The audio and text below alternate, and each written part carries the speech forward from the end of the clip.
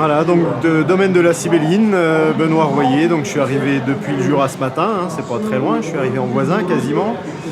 Au niveau des produits, c'est essentiellement en ce moment des côtes du Jura, côte du Jura rouge, côte du Jura blanc, issus de l'agriculture biologique. Et puis, petite particularité sur le domaine également, c'est que le travail du sol est fait en traction animale avec une jument comtoise.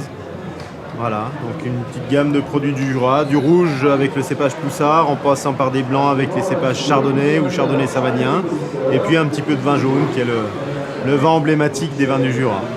Alors c'est une création de toutes pièces en 2004. Moi j'étais déjà salarié, régisseur adjoint dans des domaines jurassiens ou bourguignons. Et puis en 2004 j'ai décidé de m'installer et de créer mon propre domaine, voilà, sur une petite surface, sur un petit peu moins de 4 hectares. Parce que je suis le premier à boire mes vins et à passer dans mes vignes, donc je suis le premier à subir les produits phytosanitaires pas trop bons à la santé quand il y en a. Donc tant qu'à faire, autant essayer de me laisser en bonne santé le plus longtemps possible en utilisant des produits qui soient bio, quoi. C'est le domaine de la Cybéline qui est à Méné, juste à côté d'Arbois. C'est une petite exploitation puisque j'ai 4 hectares et demi. L'exploitation moyenne, c'est entre 10 et 12 hectares. Donc je suis vraiment sur un petit modèle. C'est complètement voulu et assuré parce que quand j'ai récupéré le domaine derrière mes parents, les sols avaient toujours été labourés. Je veux continuer de travailler comme ça. Donc ça a conditionné un peu la taille de l'exploitation. La démarche vers la bio, elle s'est faite tout naturellement il y a une vingtaine d'années. J'ai compris que la vigne s'en sortait très bien si on ne la bousculait pas, donc j'ai réduit mes volumes de production. On vendange toujours à la main, évidemment, parce que je veux des raisins entiers jusqu'à la cave. Après, j'ai des cuvaisons un peu longues et un peu lentes parce que je travaille en levure indigène. Ce sont les levures qui sont sur le raisin qui font le vin. Ce n'est pas des levures de labo qui vont vous donner tel ou tel arôme pratiquement garanti sur facture. Je veux quelque chose d'un peu plus vivant.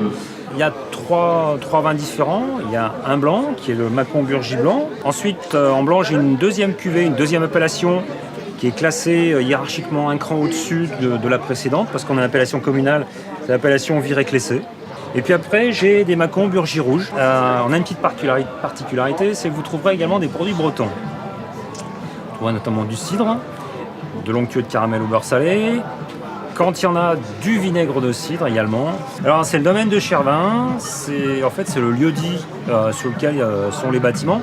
Il y a certaines pierres qui sont marquées 1732 et 1767. Chervin, on trouvait que ça sonnait pas trop mal vu qu'on produisait ni de l'eau ni du lait. On s'est dit le Chervin, on va le garder. Thierry Moreau, viticulteur bio à Pierreclos. Donc Pierreclos, c'est un petit village qui se trouve du côté de Mâcon, entre Mâcon et Cluny plus précisément. Donc j'exploite à peu près 6 hectares 50 de vignes. Donc 2 hectares 50 en Bourgogne et Ligotée et 4 hectares en Mâcon-Pierreclos, donc du Gamay vieilles vignes, des vignes qui ont à peu près 94 ans. C'est tout traditionnel, on est tout en vinification traditionnelle, donc pas de sucrage, pas de contrôle de température, on prend le raisin, on le laisse travailler. Alors disons que pour le blanc de Bourgogne et Ligotée, on est plus sur un vin qui est relativement fruité, chose qu'on n'a pas habituellement dans les aligotés. Au niveau des rouges, donc on est plus sur des rouges typiques mâconnais, assez épicés, donc on tire sur les épices comme le poivre. Au niveau des fruits rouges, on est plus sur du cassis myrtille, donc des vins très tanniques qui se gardent 10 ans en bouteille et qui s'apprécient au bout de 5 ans de garde.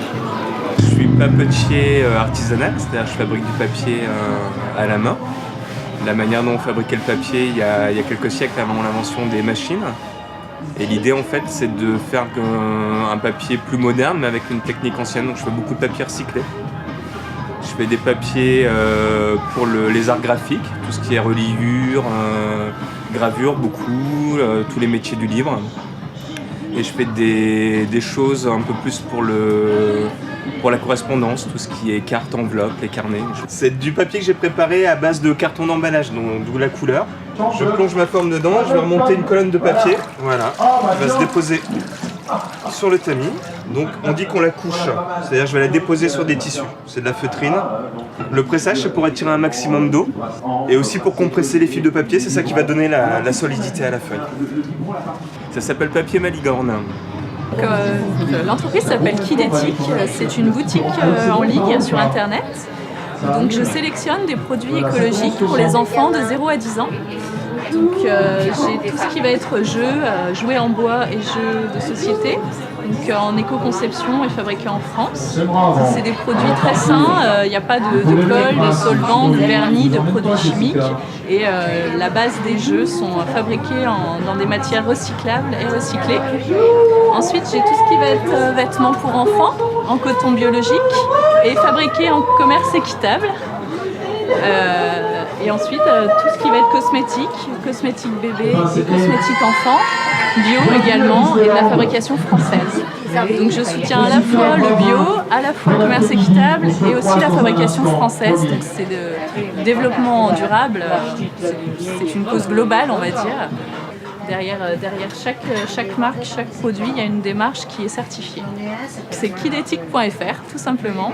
Je suis la gérante de la boutique Trognon de Pomme. C'est une boutique en ligne, c'est trognondepomme.com, que j'ai lancée il y a 2 ans. Donc j'y sélectionne des produits de naissance, cadeaux de naissance pour bébé, pour maman et la femme enceinte parce qu'il n'y a pas de raison. Produits naturels uniquement, éthiques, de qualité et innovants si possible. Et surtout, je développe ma marque de vêtements. Vous avez là tous mes modèles, du moins ceux qui me restent. Produits naturels, certifiés Ecotex. Donc c'est, pour ceux qui ne connaissent pas la certification, ça garantit tout simplement l'absence de toute substance toxique à chaque étape de fabrication. Voilà, avec des illustrations uniques puisque c'est ma propre marque de vêtements. J'ai décidé de me mettre à mon compte et de fil en aiguille, comme j'ai un côté un peu geek sur les bords, je me suis lancée sur le e-commerce. Je dis après tout pourquoi pas, j'ai appris sur le tas. Les gens ont pris conscience de la nécessité de produits naturels, surtout pour les enfants.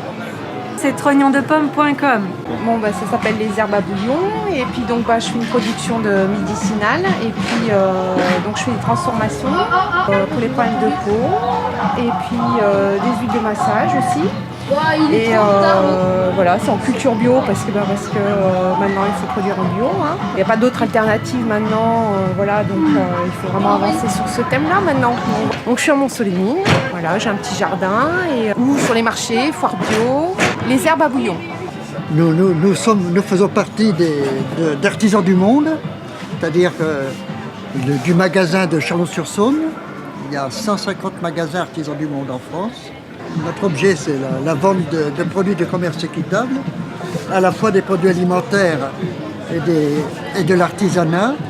Hein, et c'est des produits que nous achetons à des petits producteurs, aux petits artisans essentiellement de 3 continents, hein, Asie, Amérique latine et Afrique, et pour lesquels on essaye de leur apporter une rémunération qui est meilleure que celle du commerce traditionnel. Mais c'est aussi notre incitation à les aider à s'organiser, par exemple en coopérative, en groupement de producteurs, de façon à être mieux organisés, de pouvoir mieux résister, je dirais, à la pression des acheteurs du commerce international. Nos produits alimentaires sont essentiellement des produits bio, hein, à 80 à 90%. À Chalon, nous sommes 8 rue des Poulets, c'est dans le quartier Saint-Vincent. C'est entre la Grande Rue et la rue aux Fèvres. C'est après le poste, le jardin. Pourquoi après le poste, le jardin ? Parce que M. Chagot, le directeur de la mine, perdait ses mineurs au moment des saisons des travaux dans les champs. Donc il a décidé de construire, de leur donner des maisons avec un jardin, un poulailler, un clapier, un arbre toujours dans ce jardin, un arbre fruitier. Et ça permettait donc aux mineurs d'avoir un revenu supplémentaire. Alors, ce livre a été écrit par la mère Engueule et édité par la mère Engueule. De très belles photos des jardins, les recettes de Philippines, c'est-à-dire les recettes de chez nous, comme les crapauds de trèfle, par exemple. Nous avons aussi des dictons, proverbes. Pluie de février vaut du fumier. Mieux vaut une taupe dans son jardin qu'un voisin creusotin. C'est cette continuité qu'on a trouvée avec M. Chagot, n'est-ce pas, pour les mineurs, et qu'on retrouve maintenant avec les jardins familiaux, les jardins du cœur, les jardins partagés.